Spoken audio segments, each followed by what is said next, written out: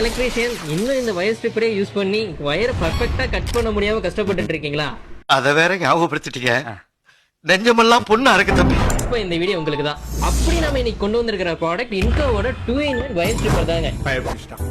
எல்லாம் டெக்னாலஜி.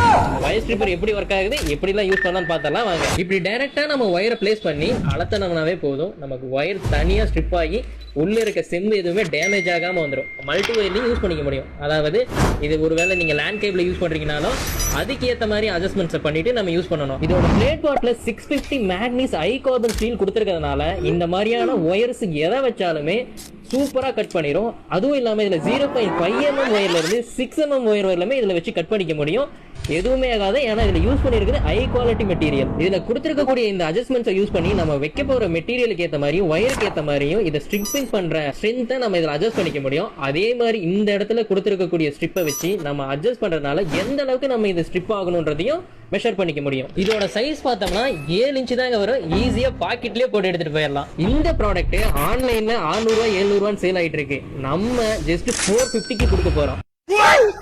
நம்ம ஷோரூம் எங்க இருக்குன்னு பாத்தீங்கன்னா சேலம்ல கந்தம்பட்டியில, அதாவது ஆடியோ ஆபீஸ்ல இருந்து இளமலை போற ரூட்ல பனங்காடு பஸ் ஸ்டாப்ல தாங்க நம்ம ஷோரூம் இருக்கு.